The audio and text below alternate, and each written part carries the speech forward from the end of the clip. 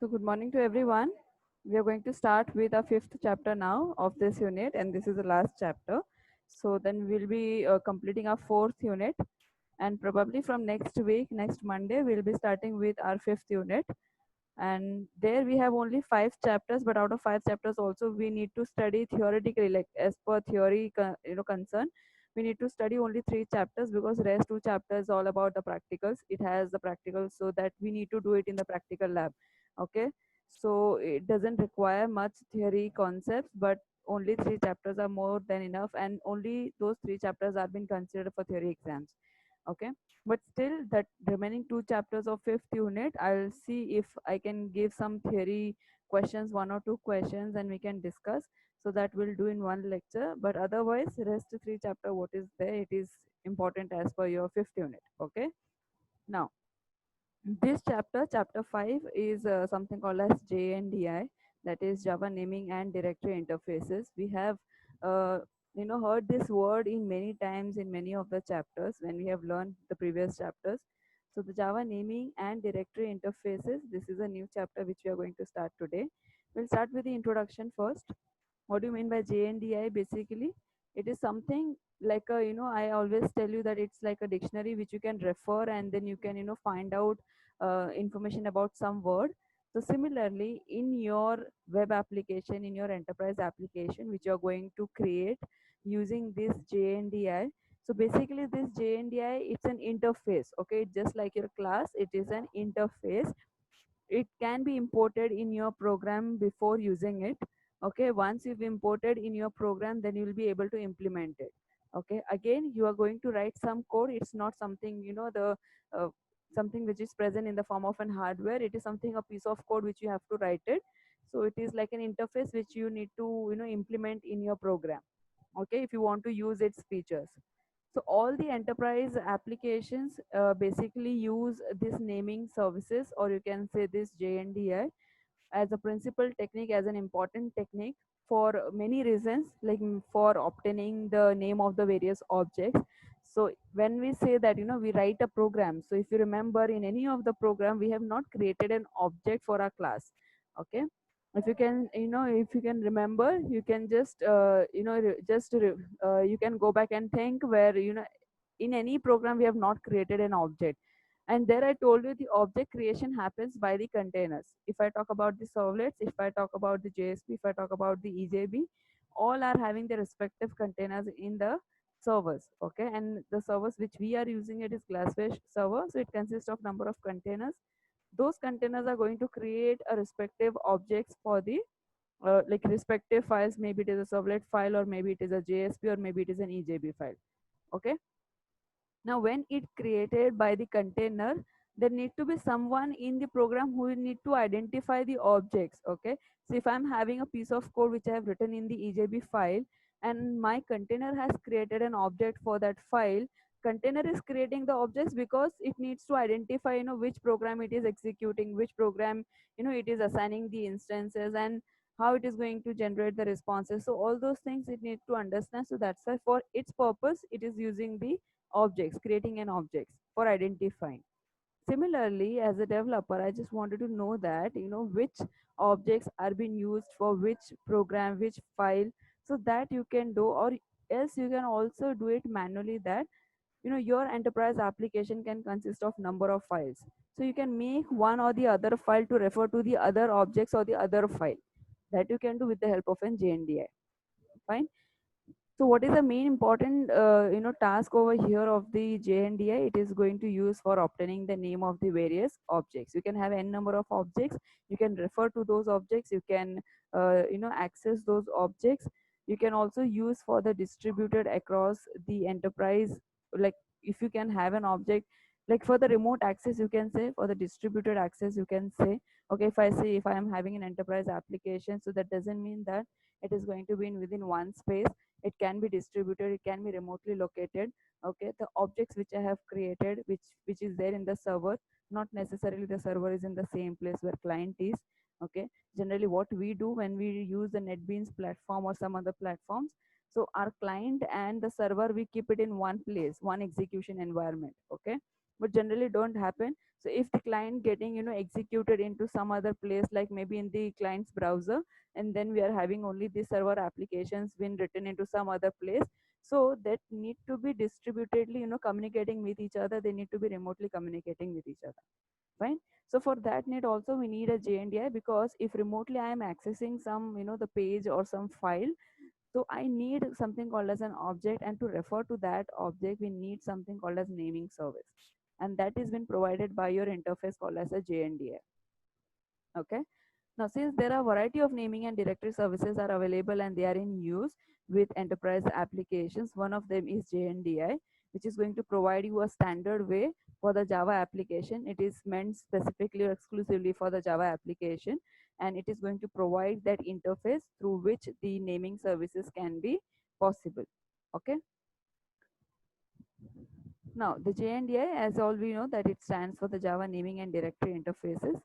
It is an interface which can be imported in your program and then it is been implemented. It is also consisting of number of set of APIs and the service interfaces. It is going to use for the naming and the directory services. That means you can refer to any of the object by using their name. So for example, I'm creating a variable, so how I am going to identify that variable with the name. So that is a similar way if I'm creating an object or an instance for a class or for a file. Okay, how I am going to identify it with the name of an object. To refer to that name of an object, to access that name of an object, we need a naming service that JNDA is providing you. Okay. Also, if I wanted to have or to access the directories where the number of files are being placed, so you can say the C drive. In C drive we have number of the files are available. If I just wanted to use this service, naming service, and I just wanted to access some particular directory, I can do that also with the help of an JNDA. Now there will be two terms in the context of EJB, if I can talk about, that is binding and lookup. Fine. So when I talk about binding, it is going to assign a name to an object. You can say that. Okay, binding means what? It is something which is meant for assigning a name to an EJB object, which can be used later. Secondly, it is lookup, that is going to refer to that object which you have just created by giving a name. Okay, I hope I am clear what I am saying. There are two terms called as binding and lookup. When I talk about binding, it is something you are going to assign a name to an object. Okay, lookup is something which you are going to refer to that object in which you have assigned a name. Fine. Just remember these two terms. It is very important in terms of JNDI. Now, there's an example given, like EJB can be bundled with some .ear files. ER means it is an enterprise application archive files. It is something like the compressed files where all the files are put in together. So all the EJB files can be placed into one one you can say the archive place where all the files are together, we can find it out. So how you're going to bundle or how you're going to keep all together all those files into this EAR format. So it can have an syntax like application name dot er. So application name means your enterprise application name, your project name, your web application name. Okay. So dot er means enterprise application archive. It can be like similar to if I wanted to archive number of files. Say I have 100 different document files and I wanted to send it together. What basically we do, we archive it and we send it together in one particular folder. Okay, that is your archive. So similarly here also in your application, if you want to bundle some files together which is there in your application, so you can do it with the help of an ER file. Okay, so default format for the local files will be what? Application name and then EJB name and then your local file. Okay, if it is located remotely, then how it is going to be? Application name, EJB name, instead of local you can write remote. So it depends that how what way you're going to give an access. So where the files are located, in that way you can give the access to your EJBs. So it can be local, like it is available within your application, and it can be remote, which is available outside the application or some other place. Okay. Now, what is a naming service? Basically, it is something called as a principal mechanism, an important mechanism which can be used for referring an objects which is been assigned with a name, and it is assigned for an application. So it can be identified with that name within your application with the name which is been provided by your naming service with your JNDI. Okay, it can be used in distributed and non-distributed systems. So it means if the files and if the client and the servers are located distributedly, your client and server can identify each other's object with the help of a naming service. Also, it can be used for non-distributed systems. Naming service is going to provide you a way where you can write your code which can refer to the object. Okay, and that object name is going to be a human readable names. So obviously when we write an object name, when we generally create an object for a class, we write a human readable names. Okay, so if I say I have a class called as ABC and I'm just creating an object called as XYZ, so XYZ is an object of your class called as ABC. So XYZ is a human readable name which I am assigning it to my object. Okay, which can be referred by your class, and then whenever it is getting invoked, so with the help of that object, number of thing happens in your program. Fine. So naming service is also going to give you the object name which is going to be a human readable format. Okay, so next thing is something called as handles. Okay, so now basically when I talk about this particular term called as handles, it is going to refer as a pointers. Okay, I hope everybody know what pointer is. It's something which is going to uh, point to the current memory location or to the the addresses which we have assigned it. So basically whenever the object is going to be created, okay, in an application, or the container is going to give you an instance for your application, is definitely going to be placed somewhere in your memory with some addresses. Okay, now that memory can also go, like in one of the chapter I have also explained to you that you know in an object we can have the whole data of your application. Okay, and that data needs to be read by your container. Fine. So basically what happens when we try to write something into that object, when we try to put all the contents into that object of your program, so it is in the human readable form which needs to be understood by your container, which is not going to do that. It needs to have the conversion into bytecode. So we need to have the deserialization and serialization. If you remember all those things, we have done it. Okay, so ultimately the motto of telling you all these things is that an object is going to consist of lot of data. Okay, lot of the functions or the methods information, which is going to consist of lot of data which needs to be read by your container. So basically it is not preferable to give the human readable data to the container because it may not be able to understand it. Okay, now basically when we have an object, when we have a data which is going to hold by the object, we need to get it converted to the machine understanding language, that is your byte format. After it gets converted, it is been allocated into the memory spaces which is going to be provided by your container. And to point to that memory address, to to that range of addresses, we need something called as a pointers or the reference pointers. That reference pointer, something called it as in Java, in JNDI, is something handles. Okay, so handle is going to work like a reference pointers, which is going to point to that memory space which is going to consist of all the object data. Okay, all the information, collection of functions, collection of methods, collection of variables, everything what you can talk about which is there in your program, it gets converted into that place. Fine. And as I told you, if it is getting converted, so but obviously it is not going to be human readable. So basically the conversion, what happens, it is going to be numeric in nature. So if I say it is in the byte form, so byte form is also in the numeric in nature, which is not being easily understood by human. So whenever the addresses or the reference values are been created, it has been created with the combinations in the memory spaces. Okay, now basically it has been used for number of things. It can be consisting of the protocol specific informations, the informations which are getting stored into the memory space. Sometimes it is going to be platform dependent. That means it is going to be dependent upon the execution environment. So if I say it is a NetBeans where I am using the Glassfish server, where it is I am having the EJB container, where it is going to happen all those things. Okay, so it is somewhere or the other dependent on the execution environments. That's what's called it as what, platform dependent.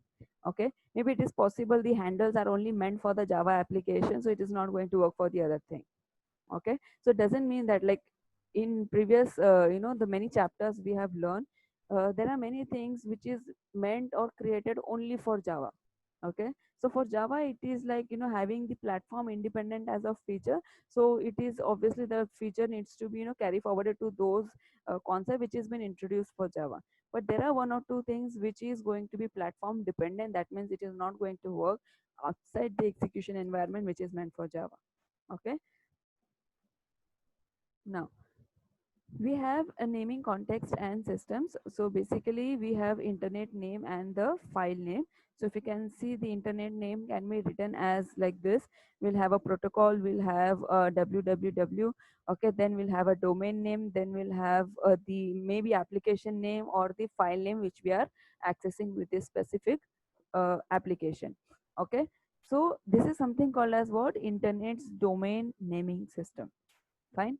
If I talk about the file name, so how it is going to be, it's going to start with the drive, it is going to have a folder, it can also have a subfolder, it can have a file name. So if you can see, it is going to be a hierarchy.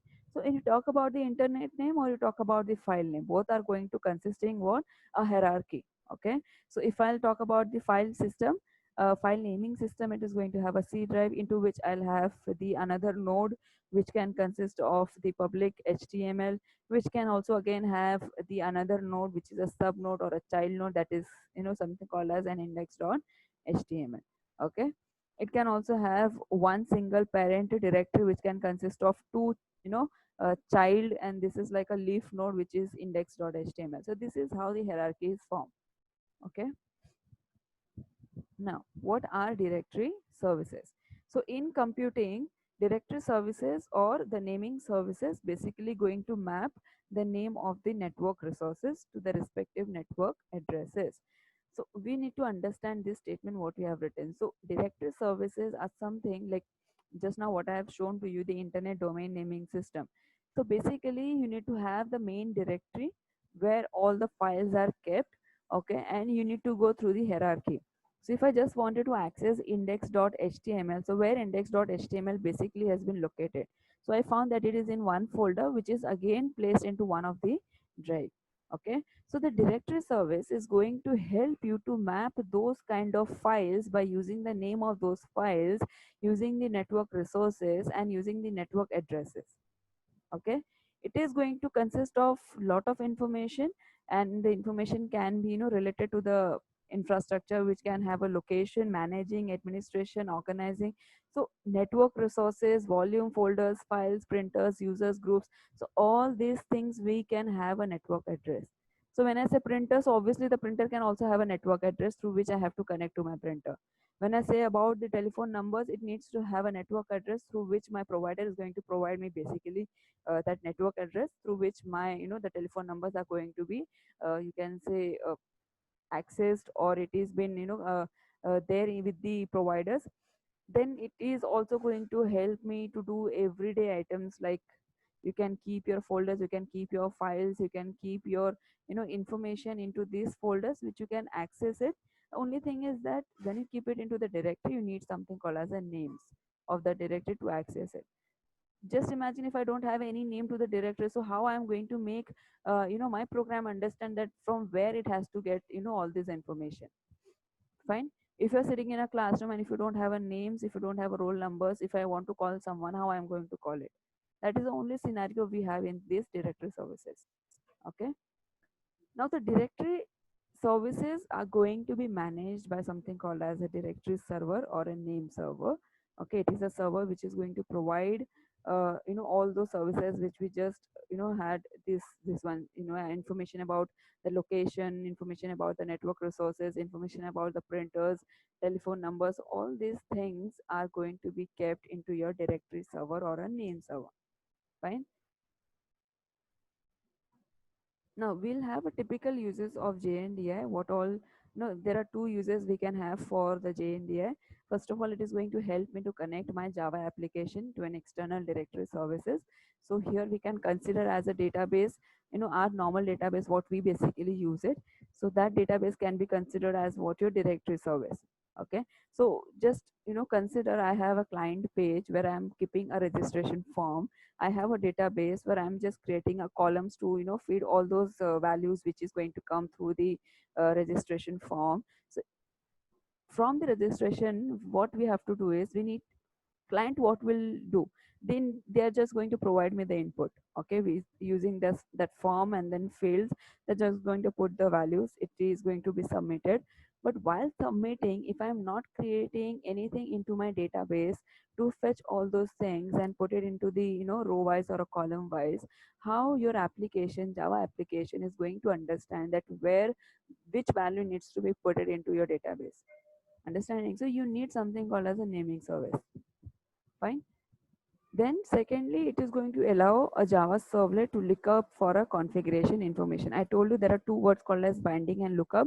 Binding is something assigning a name to an object, and lookup is something referring which is already available, referring to those names which have been already assigned with a name.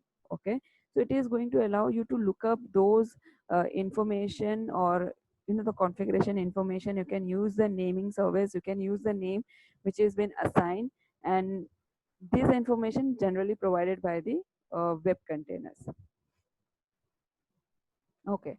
So there is a word called as an LDAP, that is Lightweight Directory Access Protocol. It's an open and the cross-platform protocol, which is basically used for the directory services authentication, or you can simply say that it is being used for authenticating the databases where the data are going to be placed. Okay. So LDAP is something an open source protocol, and this is being used for the authentication of the directory services, or you can say when you're trying to put the data into the database, you will be authenticated first. Okay, so there we can have a protocol which will do this authentication part. Okay, now the API is going to provide the mechanism where we can bind an object. That means we can assign an object to a name through which we can identify it. It can be used later.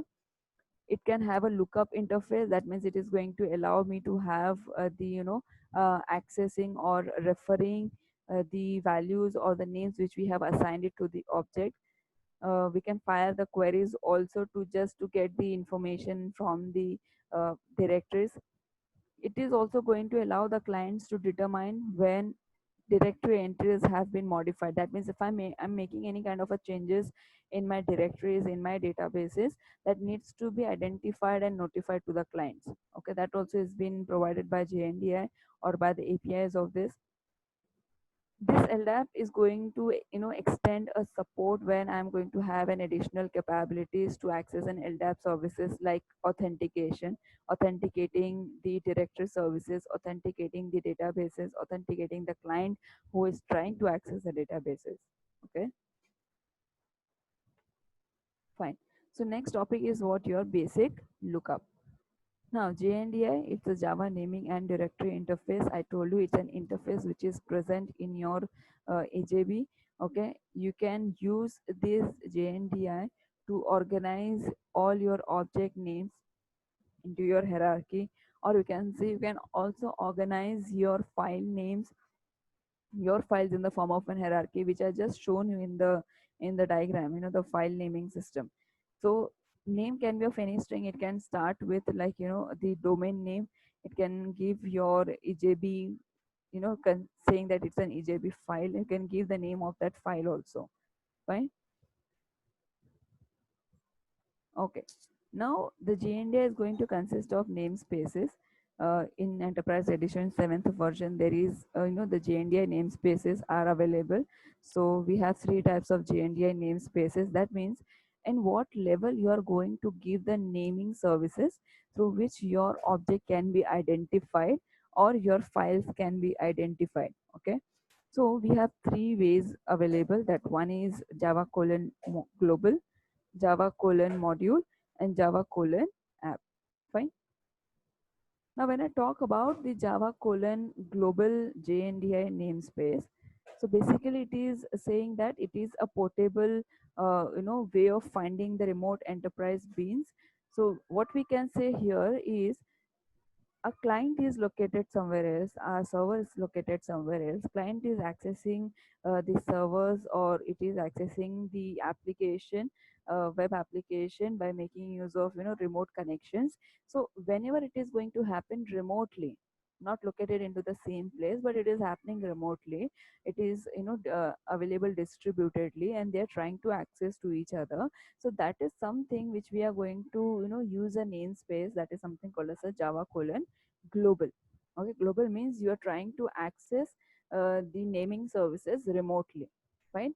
What is the syntax of writing in your program? We can start with Java colon global. Okay, you can write the application name, you can write a module name, you can also write an enterprise bean name, and you can write an interface name.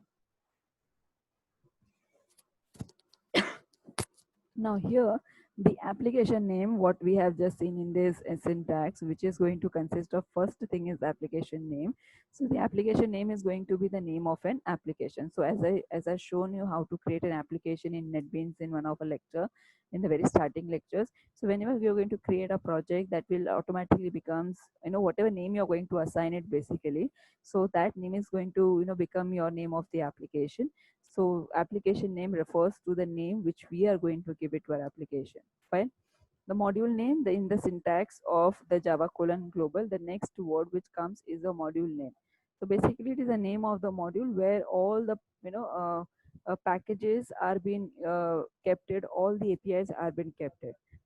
Enterprise bean name, it's the name of an EJB file. You can say it is the name of the Java file.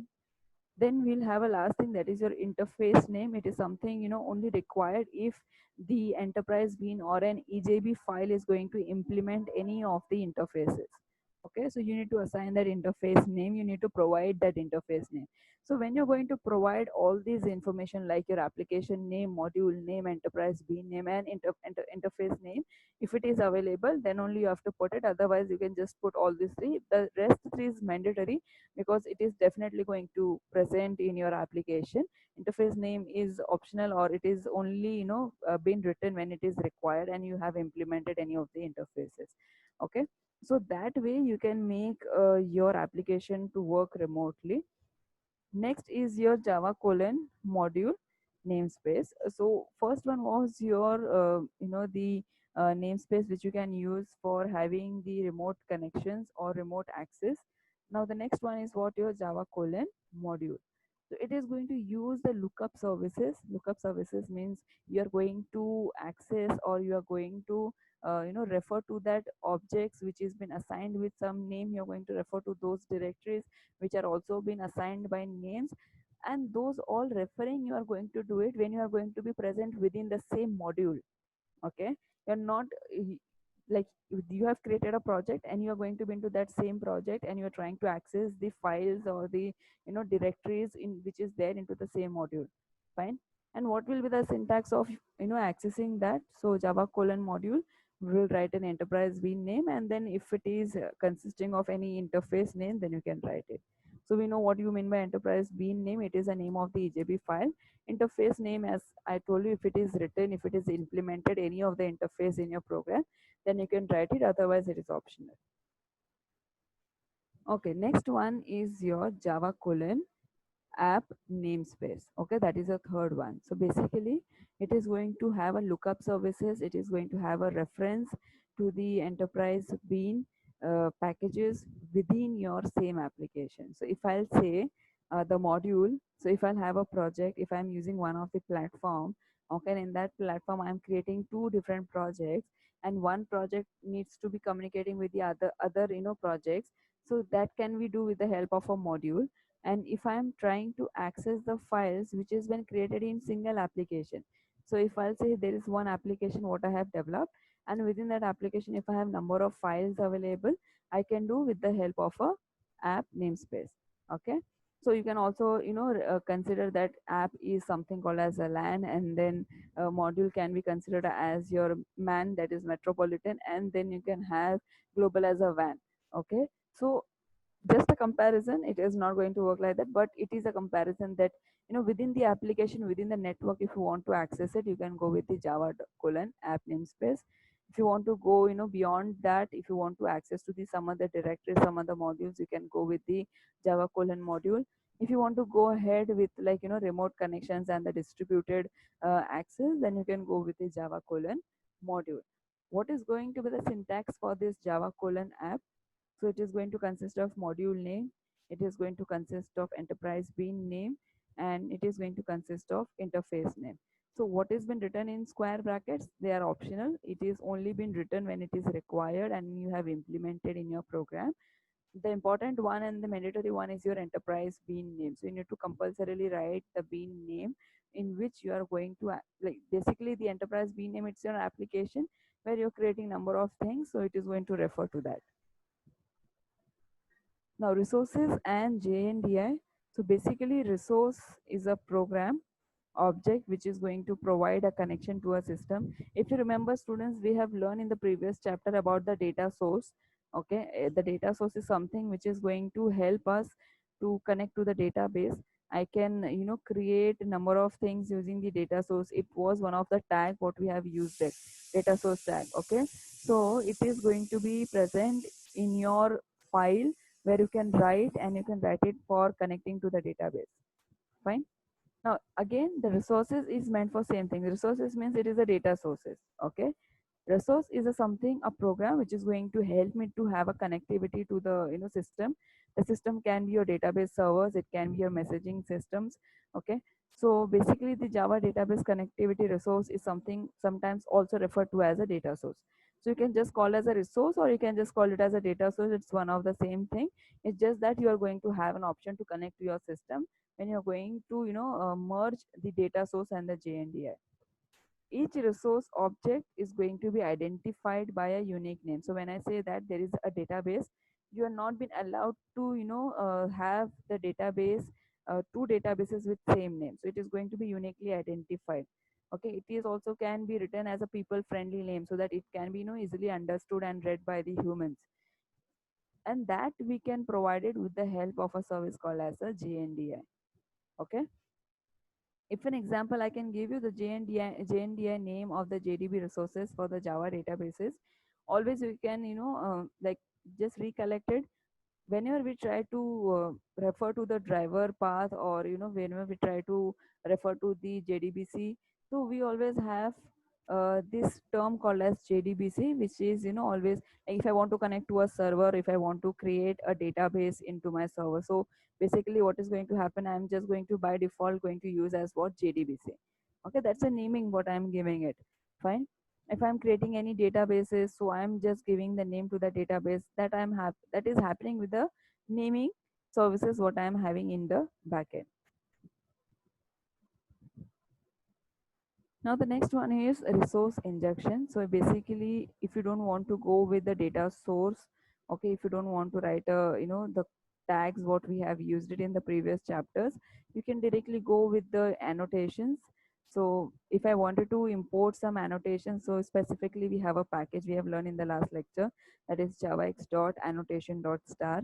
So you have number of options. So if you want to use at the rate resource annotation, which is again going to give you that same option to deal with the databases connectivity to the servers or the databases, that you can do with the help when you're trying to have an annotation. So that either use a data source as an you can say the names, or you can like tags also you can use like a data source. But if you don't want to go with that, you have an annotations also available, so you can write at the rate resource in your program. I think this is the last thing what we have to learn today. That is your data source resource definition in Java EE7. So what data source is? I told you it is going to define a set of properties.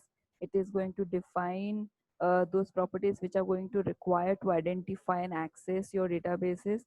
That is going to be done when you are going to implement the JDBC API like SQL.star.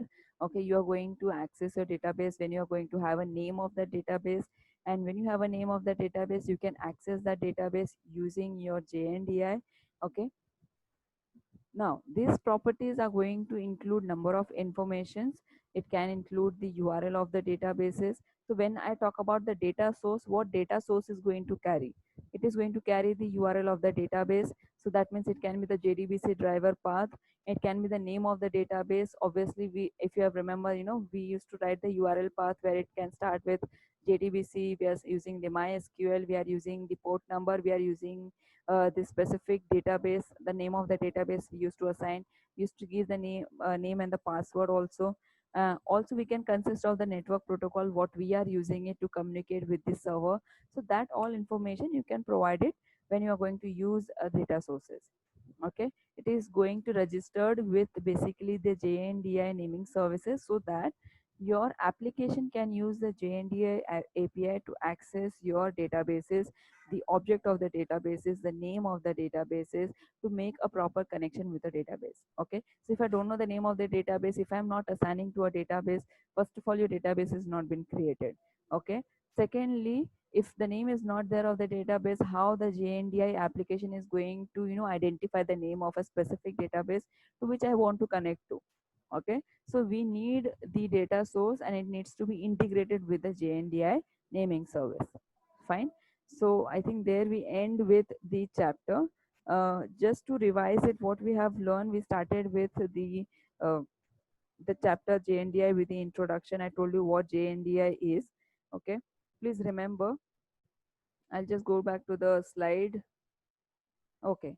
So basically, I told you in the enterprise application, you need this naming service because you want to identify the objects what you're creating. You need to identify the databases to which you're connecting to. You need to identify the directories also where your files are being placed. Okay. So to access something, to call something, to invoke something, we need a names. Fine. If I am creating a variable and if I'm not assigning a variable name, how I am going to assign that variable, or how I am going to access that variable. Okay, also we need to have, or we need to remember two things. That is, one is your binding and the lookup. Binding is something called as assigning a name. Lookup is something you are referring to that name which you have created for an object. Okay, you can create or you can bundle your EJB files into one format, that is with an extension called as EAR file. That's nothing but your archive file. Okay, now the default format can be given like this: application name, EJB name, and the local. One is for the local level access and the other one is for the remote level access. I hope everybody know what a naming services. It is something which is providing the name to the objects or the databases, and we can identify those database objects and you can say the databases with that name which we have assigned it using the naming service. It is going to be a human readable, the format. Handles are something which is going to deal with those names or with those programs, which is after conversion it has been placed inside your memory, and to that memory we are going to be having an address of that data what we are converting. To refer to that addresses or the memory space, we need a pointers. Okay, so pointers in Java, it is something, or in EJB, the pointer is something called as an handles. It is not going to be a human readable, it is going to be a numeric in nature. There's somewhere having the they are having a feature called as a platform dependent. It's not a feature, it can be a disadvantage because it is a platform dependent. That means it is completely dependent on the execution environment where these all things are getting executed. Then we have learned about this naming context and system. We can have an internet system where you can have a domain names and you can have the files to which you are accessing. So if you want to access to an index.html, you need to inform to the your URL to from where you are going to get index.html. So you'll say from the sales folder. Where the sales folder are available, the application called as an azure.com. Okay, again the file name is going to be having the same format. The thing is that instead of having a domain name, it is going to have a drive. It's going having a folder name. It's going to have a file name from where the files is coming. Directory service is something where all the informations are placed into one places, is something called as a directory. If I say the drive is something like which is consisting of number of files. Okay, it is consisting of those files which has been assigned by a name. We are going to identify those files with that name. Even we need to assign the name to the directory so that your JNDI will be able to access those files using that name. So the directory services are being used basically where all the informations are kept, all the informations which can be mapped easily whenever it is been asked by using the name. Okay, these directories are been created inside your directory server or a name server. We have two uses of JNDI, that is connecting to a Java application to your databases, and then we can also make the servlet files to refer to the configuration information which is placed in your deployment descriptor file called as .xml file. Then the lightweight directory, I told you, that is an open platform protocol. It is being used for the directory service authentication. That means if you want to authenticate, the like before going to the database, generally it authenticates you whether you are a genuine user or not. So that also, that kind of a services also we can create it. The API is going to have number of things that it can have a mechanism to bind an object. That means it can assign a name to an object. The API can also allow the lookup, or we can say the referring to those objects which we have assigned the name. It is also allowing the client to determine when directory entries are being modified. So it is going to give the hint or the notification to the client whenever there is a change into the directory. Fine. Then basic lookup, I told you, you need to have a lookup service where you can have the referring of an object with the name what you have assigned it. It can go in the form of an hierarchy. If you want to refer to one of the file which is there in your application, you need to go with the hierarchy, that you need to make understand the program also, that file is present into that specific folder and that specific folder is present inside this application. Fine. Then we learn about this JNDI namespace. We had three types of a namespace. We had a global, module, and app. When I talk about the global, it is something, finding the remote enterprise Java beans or an EJB files, or you can say you can access that EJB files using the JNDI lookups. Lookups are something for referring the objects or the files or the databases by just using their names. So if I'm just having an EJB file and it has been remotely accessed by someone and it needs to be accessed by some other file, and you want to have it that in your application, you can use of Java colon global JNDI. Here we in global like in this namespace Java colon global. So all the things are mandatory. Your application name, your module name, your enterprise bean name are mandatory. Only optional is your interface name. Okay, it is only required if you are implementing it.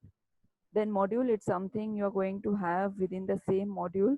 It is going to have the syntax which consisting of enterprise bean name as a mandatory, and interface name is only when it is required.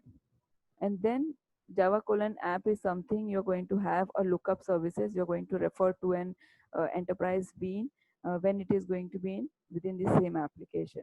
Here the module name is optional, interface name is optional, the enterprise name is mandatory.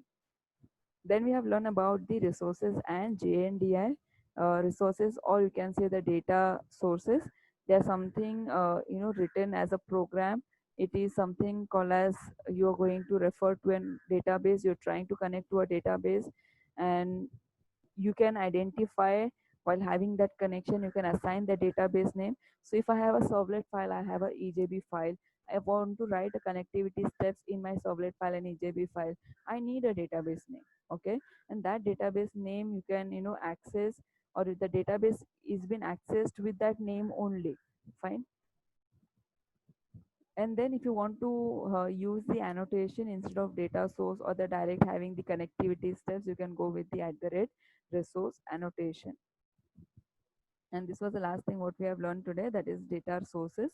So basically it's an like set of properties which you're going to use to identify your or to access your databases by using some JDBC APIs like your SQL.star. Okay, and then you are going to get number of information. You need to provide some information like URL of the database server, driver path. You can assign, or you can just give the name of the database. So while giving all this information, your file is going to understand, EJB file, that what all things I need to take care while I'm trying to communicate to one of the databases with so and so information which I'm getting it. Fine. So it is a good habit that to integrate with the data source, the JNDI naming service, and we can access our data source objects or a database object while we try to make a connection. Fine. So there we end this chapter. I have just revised it all, all the things what we have learned today. So if you have any doubts, students, you can just ask me now.